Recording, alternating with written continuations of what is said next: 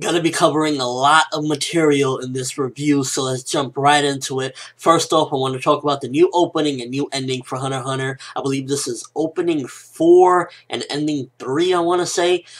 New opening, it's not really a new opening, it's new animation sequences, same opening song, which I don't understand why they're doing that. Do they not have the budget for a new song because they're putting it into the animation? Is Yoshihiro Tagashi, like, purposely requesting that they leave that song? Maybe he enjoys it a lot or something, because I know Yu Yu Hakusho, his previous work, had the same opening song for the entire series, but I believe it had a second visual, so maybe that could be the reason Yoshihiro's behind it. I don't exactly know, but that was a little weird, and I just don't get it. I don't understand why they haven't switched the song yet. Visuals were pretty cool though, and it got me a little excited for Greed Island. The travesty though was changing the ending. If there was ever a song on Hunter x Hunter that I wanted to be for the rest of the series, was that ending. Like, oh man, they changed it, and the ending was just okay. It was decent. I'd imagine it'll grow on me in time, but nothing will ever compete with the ending we've had for I don't know how many episodes now, but like it always got me, you know, right when the episode was ending and it goes da da da da da da da da da da da, like I would be so excited, and then they put this, and you know, no offense to the new ending, but you will never be on the level of the previous ending. That was just so amazing. Yeah, so that's pretty much my thoughts on the opening and ending. Is like, visuals are cool in the opening, wish they would change the song. Ending, wish they would have left the song.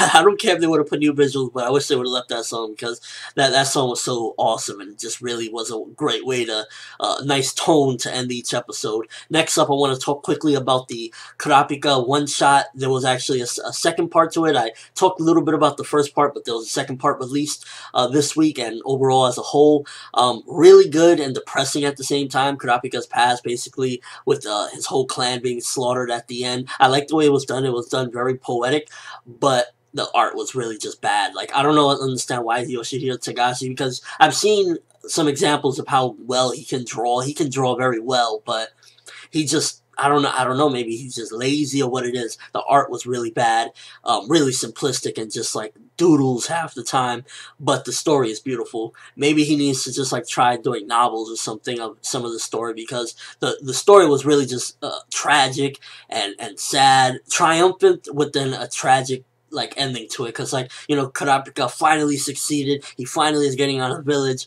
and then it ends with this like news report, really eerie in a way.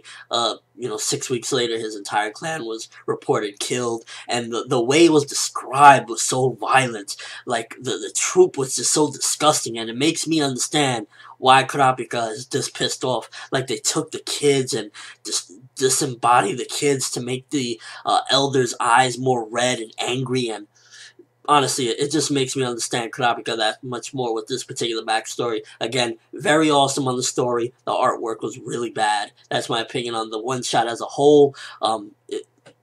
I wouldn't mind seeing that being adapted in the anime. If they ever get close to the manga and Yoshihiro starts it up again and they need filler or whatever, that one shot would be perfect, because it was a beautiful story, and I know Madhouse can do an amazing job. Now, episode 60. Sorry for the delay. Episode 60, set up for the most part. We're getting introduced to Greed Island. I'm shocked because I thought the troop was going to be completely gone, but the troop was still here. That's pretty freaking awesome, because, you know, it could have gone anyway. They could have been gone for the rest of the series, but I'm kind of glad to see them still around, see them, you know, they don't give up. They just swiped the Greed Island $30 billion freaking dollar game, so that was pretty interesting, and I like to see that once again, Gon and Kitawa progressing. Kurapika, he looks a little sick. You know, he needs to just sit down for a while. Now, I know he's going to be gone for a very long time, supposedly, but he needs to sit down because he's getting wrinkles under the eyes, and he's just looking bad out there.